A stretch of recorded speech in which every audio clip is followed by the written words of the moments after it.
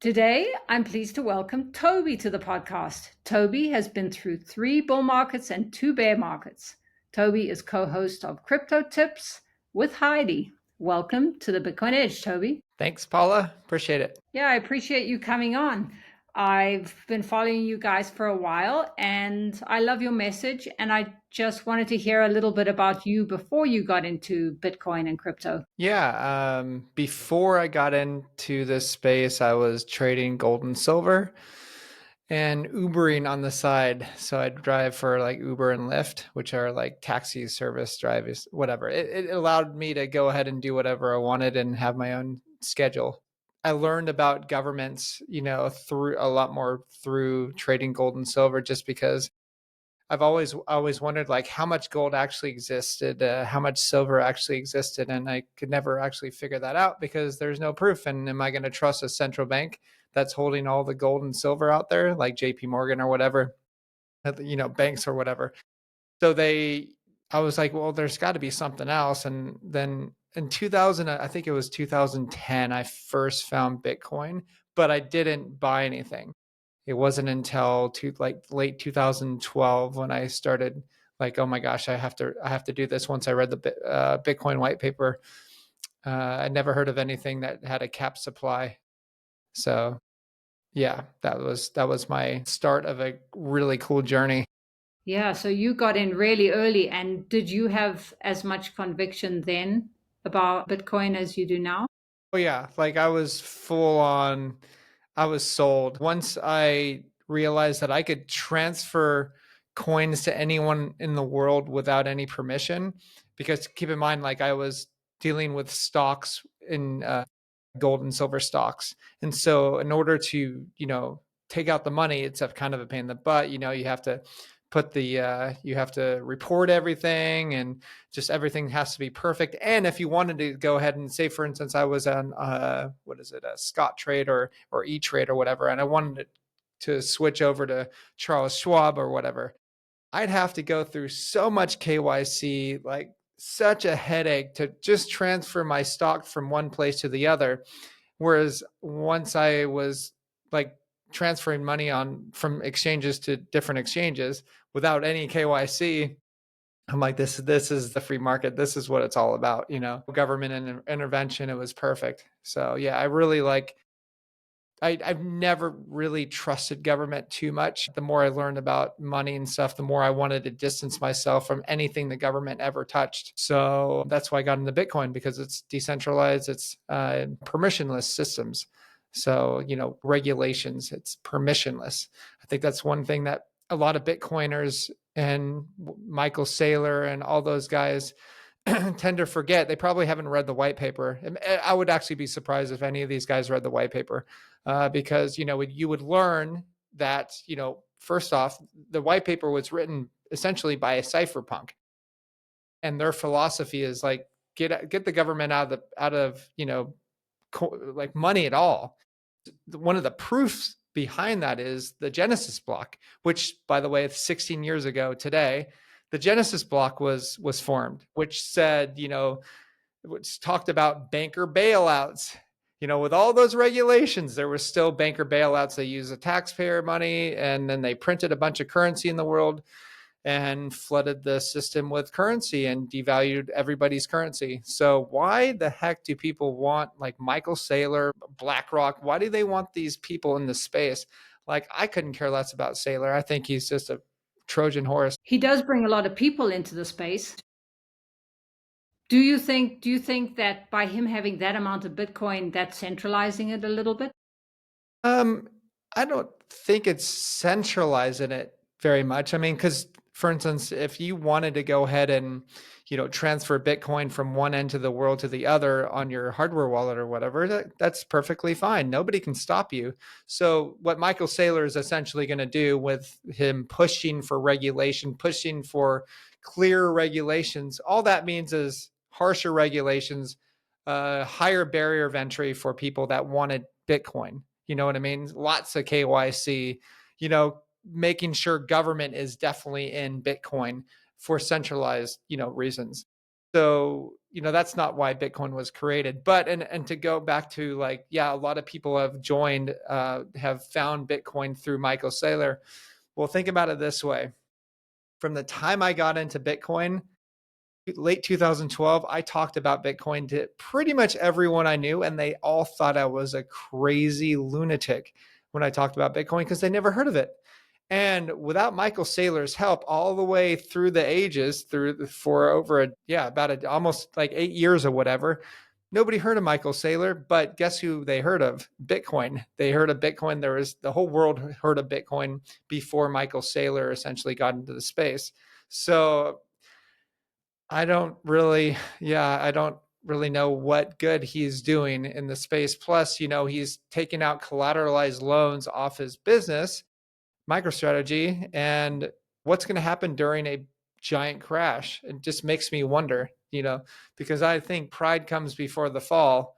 And, he thinks that he can just keep on borrowing against his stock. Well, once that fails, then what? I think that's going to be a beautiful day if that happens, because I think it's going to remind everybody why Bitcoin was created. We don't actually need a savior for Bitcoin. Satoshi was smart enough to make Bitcoin the way it is, and we don't need somebody to improve it. So once you hear somebody say, oh, we're going to improve Bitcoin, have your red flags out. Yeah. Yeah, it's definitely an interesting opinion because, as you know, most people are favoring anybody who's they think making number go up. But would Sure. you say Yeah. you're more of a freedom maximalist?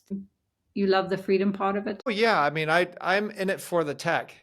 I really am. I mean, I love how it like you can do whatever you want with it. You know, that's what's great about it. So that's like the first time in history where you can literally have a seed phrase in your head or whatever pass through borders or whatever, and do whatever you want with your money, because it's your money. You can decide that for you. And that's different from like gold or silver, whereas try going through borders with gold or silver. It's dense metal, so that's going to trigger the X-ray alarm, and they're going to pull you over, and the TSA or whoever is going to say, hey, can you pull that out? What is this? What do you need it for? So now you can travel with millions of bucks, and you don't have to tell anybody. It's really nice. And anyone in the world can use it. Yeah, That's what it's I global. yeah. Pretty nice, huh?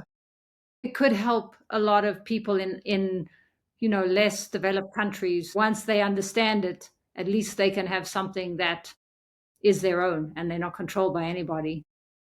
Yeah, definitely. Especially like third world countries where I think, what is it, like 40% or more of people around the world don't have any form of government ID. So that means they can't open up a bank account. And so with Bitcoin, you don't need to open up a bank account. You can just get yourself a private key and a public key, and that's it. And then, if you want to get paid in that, you can work online. If you have a skill or whatever, like making websites, you can say, hey, I only take Bitcoin or some other coin or USDT. Go ahead. Fine. You can create a paper wallet or whatever you want to do, and it's easy. So the game has changed. Central banks are freaking out. That's why they have people like Saylor and Trump and whatever to get in and claim that they're the saviors. Whereas, like, guys, Satoshi made it pretty good, I would say. No complaints. It's pretty cool that I'm speaking to you on the anniversary, the 16th Yeah, anniversary. yeah, 16 Yeah, years. yeah, It's pretty that is cool. cool that it I was wish I knew developed. about it then. Well, that would have been great. Whatever. So, but back then, when you were trading gold and silver, you knew about the Federal Reserve. Tell us a little bit about that because you do talk a lot about that on X, the Federal Reserve, and Like how I found out about it. yeah, how you find out about it. And I guess where I was going with the gold and silver, you knew that a lot of the gold and silver wasn't actually there, right? So that's where your mistrust of banks started because, Well, it kind of actually started in 2006. So my dad got cancer. He ended up dying of it, 3 years. And then, the thing that kind of made me question things was like, okay, they only gave him choices: surgery, radiation, and chemo. And I'm like, the whole time I'm thinking, that's it? Like all these years, there's nothing that could help him out. And so then I started researching like health and like where like the medicine came from and who sponsors it, because I'm a curious person. I had no idea. And then I didn't realize I was jumping down a massive rabbit hole of like Rockefeller medicine. I'm like, what's the Rockefellers? Like, what did they start? The Federal Reserve in 1913, along with Rothschilds and the Carnegies and all these other families and stuff. I'm like, whoa. I learned to not trust government with my health. And then I'm like, well, wait a second. If I can't trust government with my health, how am I going to trust them with my finances, with money? And then I started learning about the Federal Reserve and the ECB and the Bank of International Settlements, and how that came about, through reparation payments from Germany and stuff, and how it turned into the central banks of all central banks. So there's a great book called The Tower of Basel, Switzerland, and talks about pretty much what was happening with the Bank of International Settlements. So yeah, all sorts of things. And then I'm as curious as I am, I just like, it's never ending, like rabbit holes, but you can go kind of crazy. So I kind of step back a little bit and go, okay, this is what I need to focus on: health and trying to make money in life and not being a slave to it. So that's how I found central banks. And then once I learned about central banks, I'm like, okay, well, presidents don't matter. You know what I mean? Because they own presidents, they own the government, they own the military industrial complex. That's why you have the petrodollar. It's the whole reason for the US military to be even around is to protect the hegemony of the US dollar. That's it. Otherwise, the dollar would collapse if they didn't have the US military. So I'm like, well, okay, they would do whatever it takes to go ahead and keep that power because, I think Rothschild once said, I care not who makes the laws, I care about printing the currency or whatever of a nation's currency. Oh yeah, it's pretty fascinating. That's why I couldn't care less about Trump or Biden, or I don't care. Like I couldn't care less who became president anywhere, because the only people I'm looking at is, okay, central banks, what are they doing? What type of currencies are they going to be doing, like central bank digital currencies, CBDCs, and so on. So that's where I put my main focus, and it's worked. It's really cool to be able to focus on a thing that is the root cause of much of the world's problems, instead of looking at symptomatic problems like presidents and all that stuff. So yeah. So, yeah, there's so much there. I want to talk about health, but before we do, so Trump coming in is obviously a little bit more positive because he's more pro Bitcoin. So that's good. But ultimately, they're going to have to keep printing money. And people like Larry Fink, who run the whole show, they live on this system, and the system is very profitable to them. So they're going to try to keep it going as long as they can, and they have to because the debt is insolvent. So they're going to keep printing money. Do you see it coming to an end at some point? Central banks? Central banks or the US dollar? Yeah, the central banks, no, I don't see them coming into an end. I mean, they've been around for very, very long time, like I would say thousands of years, So, but the US dollar, yeah, the US dollar is finished in its current form. That's why they're trying to work on a central bank digital currency as fast as they can. And even though Trump says he's not going to allow for it, obviously he doesn't have a say what the Federal Reserve does. Actually, it was funny because I did a video like a month ago. It showed a reporter talking to Jerome Powell, who's the Federal Reserve chairman. And the reporter's like, hey, if Trump wanted you to step down, would you step down? He's like, no. And he's like, well, are you sure? Like, there's nothing, could he do that? He's like, no. It's just the way he said it was just like, no, he's just a little twig. I don't care about Trump. I'm the ruler of this land. I'm not Trump. So that just showed you. So that they're not going anywhere, but their central bank digital currency is going to be, it's going to come out, and it's going to be I think it's going to be pretty mellow. So it's not going to be super totalitarian or whatever, but eventually it's going to be really bad. And so that's where you're going to want Bitcoin, Monero, your crypto is going to be. I think what's happening right now with BlackRock is because BlackRock owns about 21% of the shares at the Federal Reserve. Keep in mind, it's a private private company, private organization, that they own it with State Street and Vanguard. That the whole reason why I think that they're hopping in on the bandwagon of crypto is just to make it the regulations as tight as possible before they come out with a central bank digital currency, so that people are now buying BlackRock's ETF or whatever is ETF instead of buying the real thing. And that's just, it's a great plan and it's working, because like Twitter is full of just knuckleheads that don't understand anything about the world around them. And so they're going to think, oh yeah, it's great. Yeah, BlackRock is buying up all this Bitcoin, sweet. And, we can trust them. Yay. Like, who in their right mind can trust BlackRock? I mean, have you read, there's a great book called Confessions of an Economic Hitman by John Perkins, I think his name is. And that's a really good book to explain what BlackRock actually does behind the scenes, not on the Twitter, BlackRock fan page, whatever. So, yeah.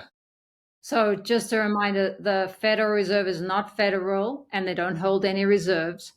And they also are private and probably run the world in the background. Unelected. Unelected. Yeah. That's why he said no. Yeah. He's not. Like, no. Give me a break. What are you talking about? I'm not going to do what he says. I own him. Most people don't know this, right? Most people. I mean, I had no idea about this until I started studying Bitcoin. No, but hardly anybody knows this. It's amazing. I really thought everybody knew about this, but no, hardly anybody knows about this, especially on Twitter. You can see it. But some people do. Some people do. Yeah.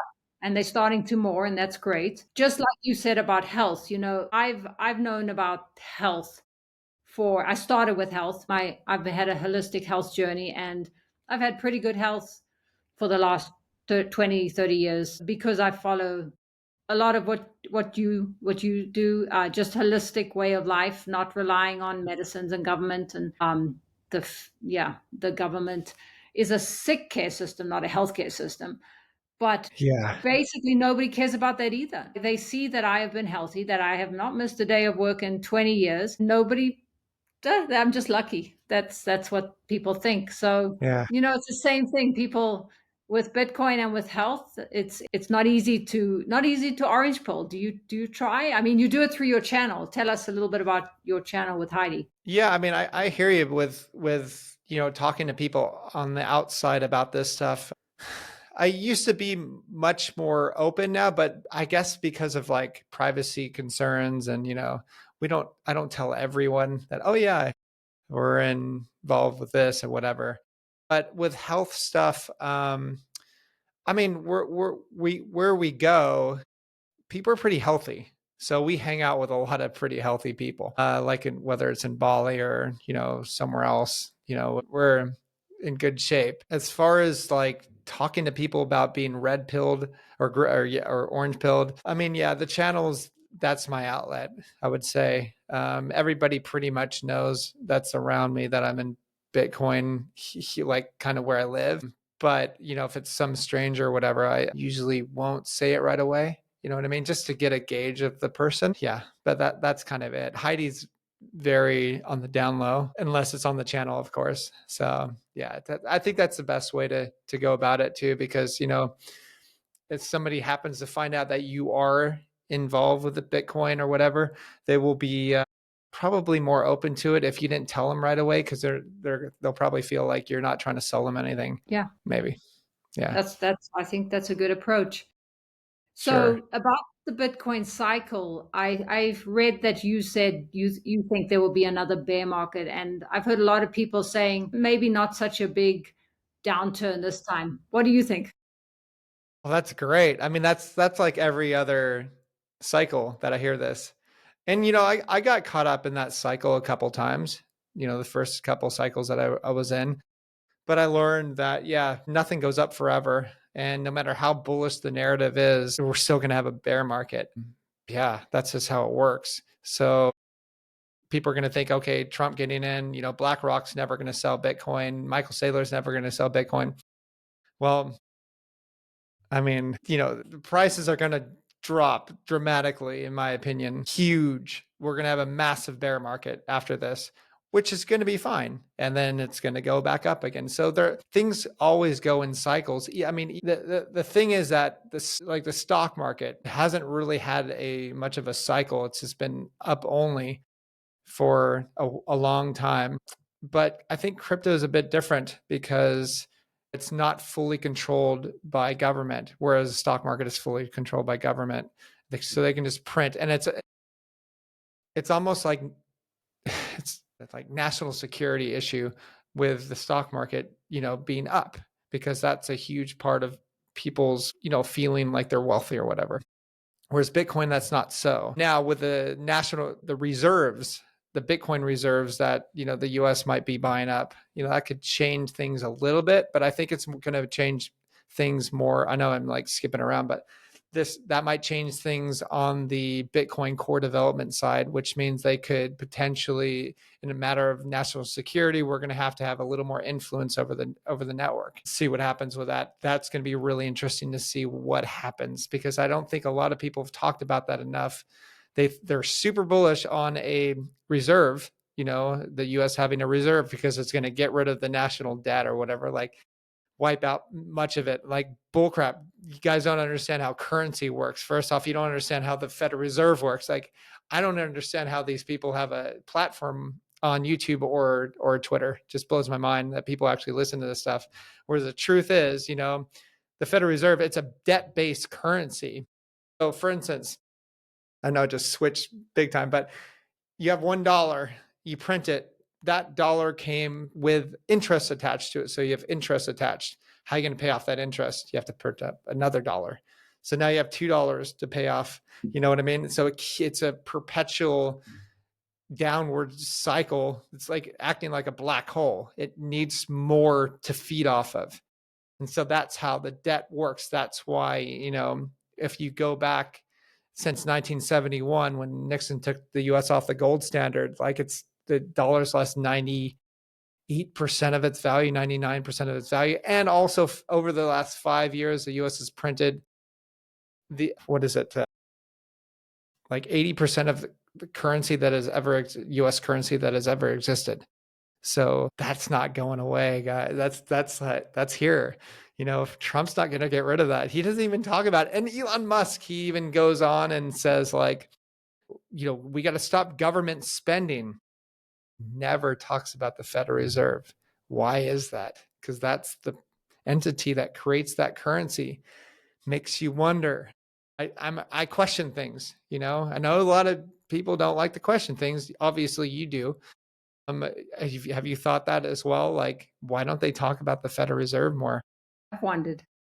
Yeah, strange. And what about though if they print money to buy Bitcoin? I mean, that's going to make Bitcoin go up crazy amounts if they go ahead and do that. I mean, they already said 2 million Bitcoin, I think, in first 2 or 4 years or whatever. But I still think there's going to be a bear market. Like, so for instance, BlackRock needs to, or doesn't need to, but they will, show paper profits. So they're used to 16%, 20% gains on their investments. So when they're up, double, 2x, 3x on their money over a short period of time, over like a year or two, are they going to sell? Like, I don't know. And if Michael Saylor goes down, so for instance, like during the last pullback, MicroStrategy stock dropped 40%. Keep in mind, we're still in the $90,000 level, and that stock dropped 40%. What do you think is going to happen if we drop to $30,000? Yikes. Then what happens? I don't know. There's a lot of unknowns out there right now. And there's, it's like FTX. I said when FTX collapsed, I said, listen, next time there's going to be an even bigger one, because nobody learns their lesson. And this is going to be, I think it's going to be fantastic. If he goes under, I think it's going to be very good for the Bitcoin system. Very, very good. I think it's going to be, Bitcoin will be spread out a lot more. People are going to buy for sure. The people that understand money and the people that don't understand money are going to hate it, just like they hated Bitcoin during the FTX collapse. And I think it's going to be fantastic. No more Michael Saylor. Perfect. So no more people pushing for regulation. And hey, that's fantastic. I can't wait for that to happen. But I mean, people are going to hate me for that. Whatever. I couldn't care less. I think it's great. I think regulation is going to come no matter what because of the US. It's going to have to come. They want our taxes. So that's going to come. But yeah, that's definitely going to be interesting. Speaking of the bear market, do you have a price prediction? I know none of us can predict, but do you have an idea where you think it's going to go? The next bear market, No, man. well, the next bull first. Where do you think it's going The in the next bull? bull, like This bull, yeah. this bull, it's a tough one. Maybe 150, maybe 200. That's my guess. And Yeah. then we drop to 30 That low. after that. Huh? That low. I I think that's mean, low. it depends. I guess it depends on like the situations. Like if Sailor does go down, I mean, I did a video on this not too long ago, and it went really good. A lot of people watched it. A lot of people hated it, but that's fine because you don't ever want to be on the side of the majority. As Mark Twain once said, if you find yourself on the side of the majority, you should pause and reflect.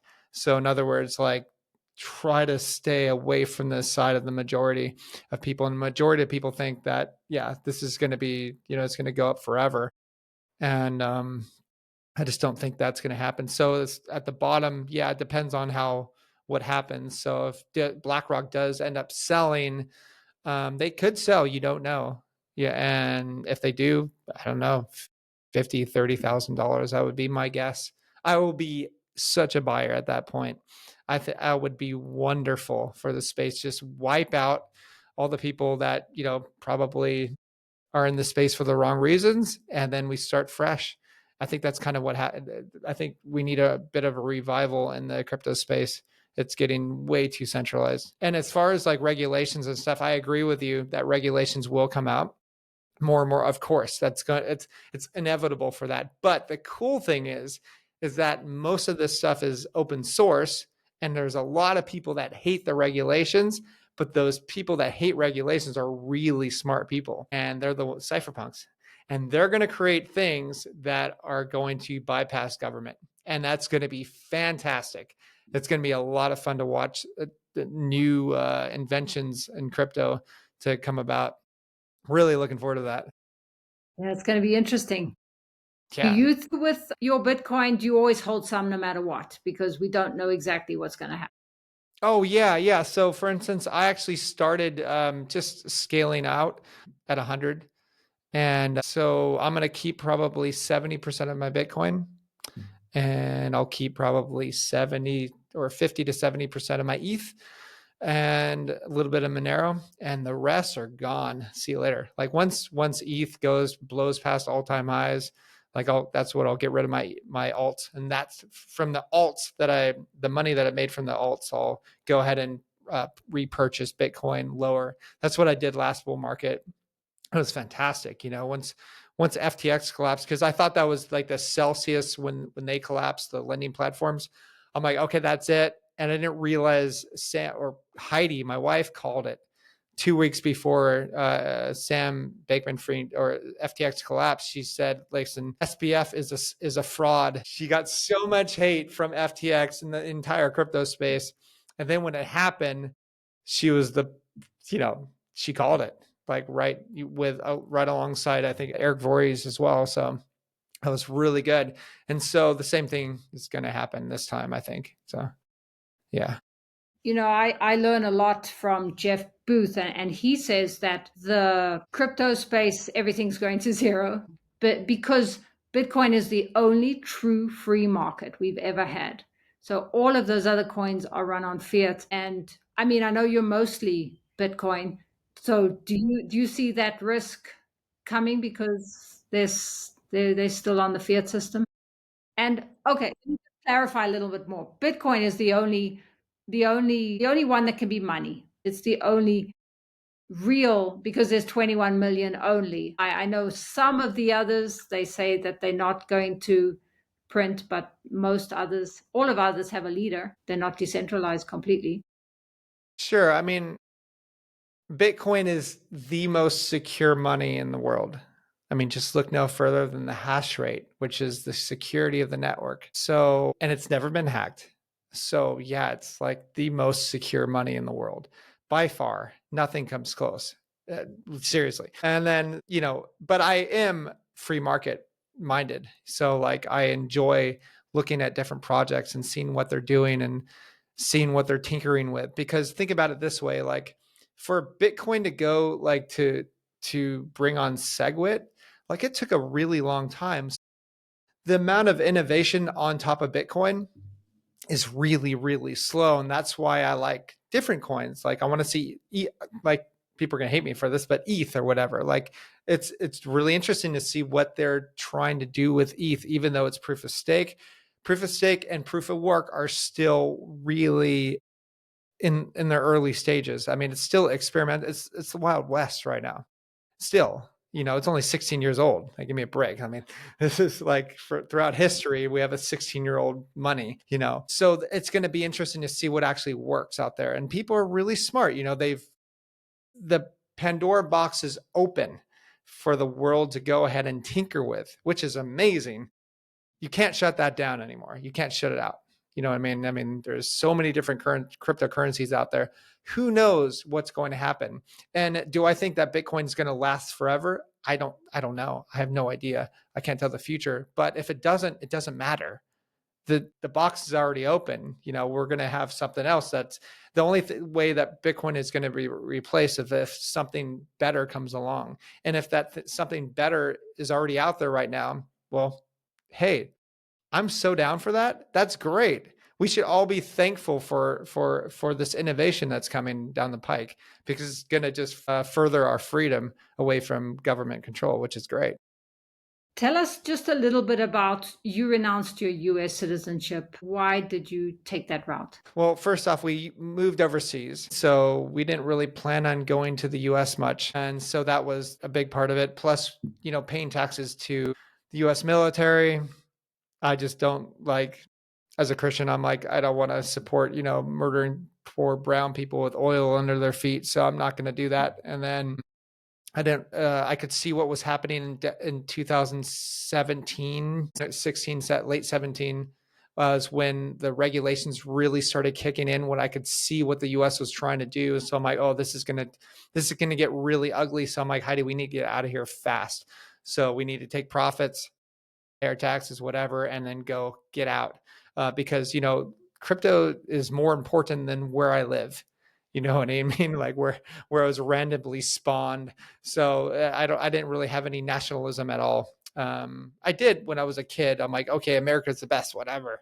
And then I realized how stupid that was. Like, okay, there's 195 different countries around the world. They all share different types of families, values, and cultures, and it's beautiful. Like, wow, okay, once you start traveling, your eyes open up, And so, yeah, that's why I'm like, okay, we have to get out, because this is going to get really bad. And, good thing we did, because when we started our company, we were asked a lot of questions, because under our passports, it says, like, multiple passports, but it says we're born in the US. And I had one guy at the bank when we were trying to set up our company, like, hey, it says this.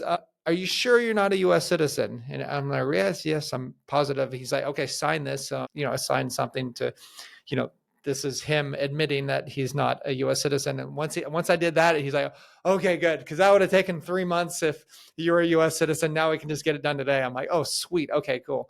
Like, and then FACTA and FBAR, if you ever heard of those, that's the reporting standards that are required from the US if you open up a bank account overseas. So for instance, if you have $10,000 in your bank overseas, you have to report that, and your bank has to report that as well. Otherwise, they will get fined more of an amount than you probably have in your bank account. So that's why they don't want to deal with US citizens. And then we had Binance.us. So it went from Binance.com to Binance.us. So what did they do? So they had Binance.com, or like, okay, let's put US citizens into a tiny little box like this. And then they're only we don't trust them. So we have to have them only buy a certain amount of coins, and that's it. While the rest of the world had, free reign. It's just like, they're just treated like slaves over there. I wanted nothing to do with that. See you later. That country's done. $36 trillion in debt with no, I mean, it's printing 88 over the next 88 days. They'll print another trillion. Like, that's crazy. It's finished. Like, there's nothing that it's so, or what do you call it? Hyper aggressive. So the people there are real, are like I should say, there's a lot of great people, but the police and military, they're very hyper aggressive. I mean, look, no, I don't need to talk you into that. You probably already know that stuff. So I don't want to be in a country like that. No way. And total collapse mode, because I've studied Rome. I understand Rome. I'm fascinated with that culture, and I saw why they collapsed. It's like the same stinking stuff that's happening now that happened, 2000 years ago, or 1500, 1400 years ago. So before it collapsed. So that's it. Wanted nothing to do with it. I understand. Sounds like you've found a kind of freedom. Do you enjoy the traveling and the world, like being citizens of the world? Oh, I love it. Oh, it's great. So right now for me, I have a German citizenship through Ancestry and a citizenship by investment program from St. Kitts and Nevis. And so I went under, my wife and I have that. She can't actually get the German citizenship because she'd have to live there for 5 years, but she's trying to get a Portuguese citizenship. And then, but for traveling, it's perfect. I love it. We spend half the year in Europe and half the year in Asia and Australia, and it's really nice. It's so fun. Like these are my favorite years so far. I just wish I started earlier. It's so much fun though. And you're a big wave surfer. I've seen some of your pictures on X. Unbelievable. That has got to Yeah. be such a thrill. Yeah, I love big wave surfing. I've always, since I was 7, I started surfing around then. And I always wanted bigger waves. And so eventually I started talking to friends that brought me out surfing to crazier spots. And then Nazare and Tahiti and Australia. Yeah. So I have a bunch of like big wave guys that I travel with too. So they're a lot of fun. And it's just really cool to be in an ocean where you just can't even fathom the amount of power behind these waves. It's really cool. Like, even when you can see it on a photo and or video, but once you're there and you actually place yourself on the wave, it's like, man, it's so much fun, It's because I need that. I'm very extreme in my nature, as you probably can tell, but that's what I like. Yeah. So, do you think being that's a big risk taker in surfing also is there a parallel with Bitcoin and crypto investing? Absolutely, because you have to go through the ups and downs with the crypto markets, and with surfing, if you get beat down by a 50, 60-foot wave and you survive, you have to train to get there. You have to acclimate your brain to understand that you're going to survive this wipeout, and otherwise you're going to panic and you'll die. And in the crypto space, you're going to sell at a massive loss, and it's probably going to hurt you and your family, with the amount of loss that you're going to take on them. So you have to hedge your bets, in other words. So if you understand Bitcoin, you'll understand that no matter what happens over the short term, it's going to recover. There's only 21 million of these things, of the most secure network in the world that's decentralized, that's open source, that's permissionless, global. You have all these aspects of crypto, like Bitcoin, that I can go through if Bitcoin decided to go to 5,000, 3,000, $20 tomorrow, I'd be like, "Whoa, that's pretty gnarly." But I would still hold on. I would buy a ton more, if it went that way, because the hash rate was maybe drop a little bit, but then I might start mining again, because mining would be easier. So it's like an amazing technology that it's more than just number go up. Like, there's so much more to this. And that's why it's been around since, 2009. And that's why it's grown so much, with no help from any politician, celebrity, or anything. I mean, yeah. So when did you end up getting involved with Bitcoin? I heard about Bitcoin in 2017 when I was in this country, but it was a little bit of a multi-level marketing scheme. So I got a bit wrecked. And then Oh, I you did? got back in 2020, but that forced me to learn about it more. Okay. All So right. I think it's so Yeah. important to understand the cycles if when getting in Bitcoin and Yeah. keep putting the time in. That's it. Just for our last question, how has Bitcoin changed you? Um, I don't know if it's changed me as a person. I'm still the same person, but I have more opportunities now, I would say. I don't think it's definitely not changed me. I've always been that person that's curious, that wants freedom away from government control as much as possible. Obviously, you're never going to get that 100%, but you can go where you're treated best. You know what I mean? So Bitcoin has just allowed me to go ahead and influence people, educate people about the Federal Reserve and central banks, and make money on the side as well. With investing in crypto, it's a great way to be wealthy monetarily, and to not stress about being a slave to money. So that's great. But yeah, as far as like changing me now, I'm the same person that I was, when I was driving Uber and way before that. So yeah, Like, cool to know who you are. yeah, Having that financial freedom to live the life you want to live, that's an amazing freedom that when you invest in Bitcoin, you get. yeah, for sure. Yeah, I mean, I tell people, like some of my friends who are wondering, should I get into Bitcoin or whatever? I say, well, you have kids, so why don't you just buy some now? Buy like, 20 euro a month Bitcoin, 1 month.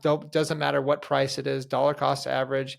And then by the time your kid is like 18 or whatever, 17, they're never going to have to work again, or they're probably never going to have to be a slave to money, obviously. So I just tell them that's probably the best way, because you don't need to buy a full Bitcoin. You can buy a fraction of it.